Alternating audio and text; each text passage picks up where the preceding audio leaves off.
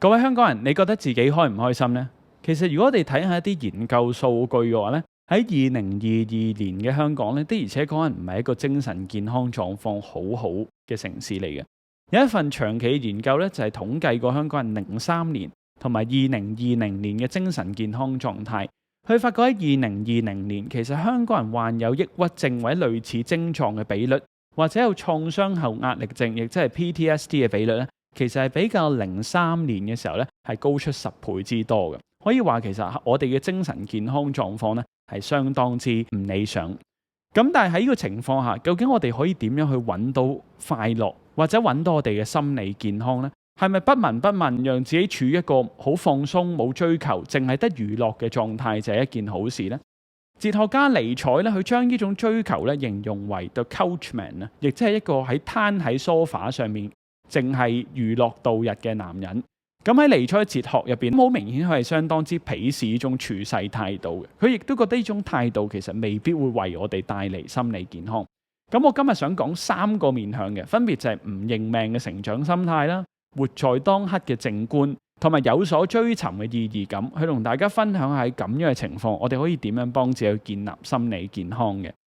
咁如果大家係第一次收睇呢個頻道嘅話咧，你好啊，我係主持 Peter。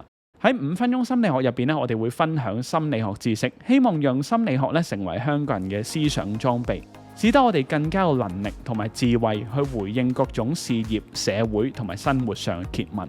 如果你想學習心理學，增進自己心理質素嘅話咧，就記住 like、subscribe 同埋 share 我哋嘅頻道啦。我哋即刻去到今日嘅主題，就係嗰3個幫助自己建立心理健康嘅元素啊。第一個咧，我會話係唔認命嘅成長心態。咁其實成長心態 growth mindset 呢個概念咧，係源自於心理學家 Carol Dweck 嘅。Carol Dweck 提出，其實人嘅心態咧主要分為2種嘅。第一種咧就係成長心態，意思咧就係我哋相信我哋嘅能力啦，甚至我哋得到嘅成果咧，都係後天努力不懈得翻嚟嘅。但係反之而言咧，其實定型心態 fixed mindset 咧，就係只相信我哋其實嘅能力啦、成就啦，係出世嗰下會受你嘅基因啦、家庭背景注定啦。例如大家睇下呢啲網上嘅討論區咧，其實係好多定型心態嘅論調。咁但係好多時候定型心態嘅問題係乜嘢呢？就係佢會一種自我實現預言嘅傾向嘅。就係點解你唔試新嘢？因為你覺得試完都冇用咯。咁如果你唔試新嘢，你唔會進步，某程度上咪更加加強咗你本身嗰種定型心態咯。幾年前好流行嘅 Be Water 精神其實係相當之有道理嘅。人本身係一個好 flexible 弱水嘅東西嚟嘅。咁但係如果我哋相信自己係好僵硬嘅話咧，其實我哋亦都可以讓自己自我僵化。咁但係反之而言咧，當我哋有個成長心態，唔係意思我哋會有一啲不切實際嘅期望，但係我哋會盡我哋嘅道限去嘗試發揮人生入邊最多嘅嘢。我覺得人生呢樣嘢咧，好多時候係好似鋤大啲抽啤牌咁樣嘅。冇錯，有啲人咧去抽嗰副牌咧，真係會靚過你嘅。例如我當好似家境、外貌、智力等等，其實都係一啲預期一個人終身成就幾好嘅因素嚟嘅。但係一個好嘅 poker player，佢嘅重點唔係在於佢次次抽牌都會抽得好靚，而係無論抽到乜嘢牌都好，佢都會盡力去打落去。咁咧呢個就係成長心態啦。大家會問點樣我哋先會有多啲成長心態？其中一個方法就係當你下次 conclude 自己唔係做某一類嘢人嘅時候啊，例如可能你需要做一啲藝術嘅，你可能會自然地諗，喂，我唔係藝術人喎。不妨問自己一個問題，自己有冇試過去下呢個結論呢？你會發覺好多時候咧，其實係俾自己嘅設限嚟嘅。咁呢個就係成長心態，佢會俾到一種唔認命嘅態度我哋。而某程度上咧，呢樣嘢咧係同精神健康嘅關係非常之大嘅。咁當然大家人會發覺理智上我哋都理解到呢個概念啦。但係你會發覺其實實踐起上嚟好困難嘅喎，好多時候我哋會有排山倒海嘅自我懷疑或者係負面情緒，會令我哋做乜嘢都好似冇乜動力嘅。咁呢個時候咧，我想同大家分享去建立心理健康嘅第2個方法咧，其實就係靜觀啦。靜觀英文係 mindfulness，佢嘅定義咧其實係非常非常之廣嘅，好多唔同嘅派別咧都會對佢有一種獨有嘅詮釋。但係大致上咧，佢係一種刻意地運用自己專注力去留意當刻，同埋去接納當刻嘅態度。咁呢樣嘢可以點樣用嚟去管理我哋一啲負面思維或者負面情緒呢？例如我當你開始一樣新工作嘅時候咧，可能你會對自己好多懷疑嘅，就係你可能會問自己：喂，我好似唔係依類人嚟喎，我不嬲係失敗開嘅喎。你會發覺有啲念頭浮上嚟嘅。咁而當你練習靜觀嘅時候咧，其實你係嘗試退後一步去觀察住啲念頭。你開始同自己講一個訊息就係：OK，我留意到自己係覺得自己好冇用嘅，但係我選擇唔跟住呢個念頭去行啊。咁從而咧去獲得一種心智上面嘅自由。當然靜觀呢樣嘢咧好難三言兩語令到你明白佢嘅精髓嘅，因為某程度上佢唔係一樣單純理智上面嘅嘢，而係一樣你需要親身去體驗嘅嘢。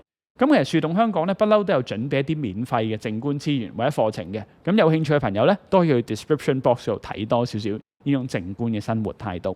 我哋啱啱講咗唔認命嘅成長心態，同埋活在當刻，幫助我哋去接納現實嘅靜觀。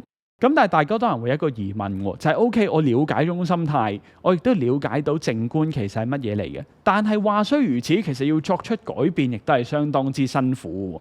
因為其實人話晒都係一種有惰性嘅動物嚟噶嘛。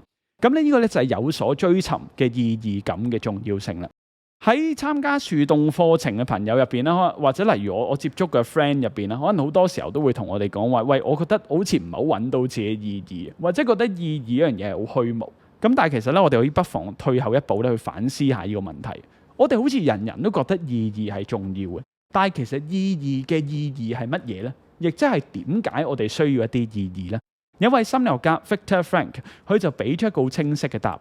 咁我亦都講少呢個心理學家嘅背景啦。佢其實咧係一個二戰年代猶太裔嘅心理學家嚟嘅。咁佢就因為自己嘅種族背景，俾德軍咧捉咗入去集中營嗰度啦。咁我喺集中營入邊咧就冇忘記自己作為心理學家嘅使命，嘗試為一啲囚友去提供一啲心理治療。佢發覺喺集中營入邊最容易捱得過我哋嘅人咧，其實唔係最強壯嘅人，亦都可能未必係最醒目嘅人，而係佢覺得佢嘅人生有意義、有所追尋嘅人。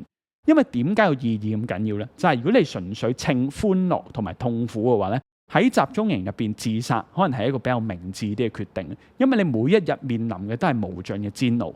而你能唔能夠出翻去，根本係不得而知嘅。咁唯一可以令你堅持落嘅動力呢，就係有所盼望。咁大家可能會話啦，喂，即係其實我哋嘅環境當然好難去同集中營相比啦。雖然香港人都面臨好多挑戰，但我相信同集中營嘅處境都一段距離嘅。呢樣嘢係咪仍然適用呢？其實我覺得係仍然適用嘅，因為你諗下就係喺一個正常嘅生活入邊，我哋亦都會有大大小小嘅痛苦嘅，工作上面壓力啦。甚至係無論你人生幾幸運都好，你都會面臨嘅生老病死。咁喺我哋經歷呢個痛苦嘅人生嘅時候呢，其實我哋係需要俾自己一種承受痛苦嘅理由，否則而言呢，我哋會好容易放棄自己 lay down 嘅目標嘅。咁意義咁樣嘢咧，我相信唔多人會反對佢嘅重要性嘅。但係個重點係我哋點樣先可以揾到自己嘅意義呢？呢樣嘢好難透過睇一條片知道啦，因為我嘅人生同你嘅人生其實係相當之唔同。但我認為一啲練習咧 in general 咧可以幫到俾大家，就係大家咧可以不妨嘗試去想像一下自己5年之後，如果一切順利嘅話，其實最理想嘅人生會係點嘅樣呢？咁某程度上咧，當你可以 map out 到其實自己想變成一個點樣嘅人咧，會俾緊一定程度上嘅盼望你嘅。呢個咧就係有所追尋嘅意義感啦。換而言之，其實心理健康呢樣嘢係有好多面向嘅，佢唔係單純話我哋遠離晒啲壓力嘅東西咧，我哋嘅人生就會心理非常之健康。甚至咧會問自己，點解自己會成為一個唔能夠承受壓力嘅人呢？一個好啲嘅心理健康模型，其實可能反而係能夠訓練自己更加能去承受壓力，同埋為咗一樣真正有意義嘅嘢去展示我哋承受壓力嘅能耐。咁其實呢個心理健康嘅模型咧，我覺得對於香港人嚟講係更加關事嘅。最後尾咧，我想同大家分享一句我自己非常之中意嘅詩句，就係願神賜我接受現實嘅安然，改變現狀嘅勇氣，同埋辨別兩者智慧。接受現實嘅安然，我相信唔使多講啦。喺真實嘅環境下，好多嘢我哋可以係改變唔到嘅。但係好多時候嗰種能夠去窮盡自己一切，去發揮自己嘅精力，去盡我哋最大可能去改變我哋嘅現狀，去打破命運咧，其實係一種我哋嚮往嘅精神嚟嘅。而你會發現咧，兩樣嘢其實我哋係好難判別邊樣嘢係現實，邊樣係現狀。究竟嗰樣嘢係真係寫喺你個命運嗰度，窮盡你嘅努力都冇辦法去撼動分毫，定係經過你最大嘅努力，其實你會有辦法去喐到佢呢？所以其實就係因為咁樣辨別呢兩者之間嘅分別呢，先係一個智慧嚟。咁呢個呢，就係我對於喺香港度建立心理健康嘅睇法啦。希望呢條片呢，可以俾到各位香港人一啲少少新嘅思考，同埋一啲少少新嘅方向。咁呢個呢，就係我哋樹洞香港最想做到嘅嘢啦。多謝你今日嘅時間，希望你中意呢條短片。我哋下次再見，拜拜。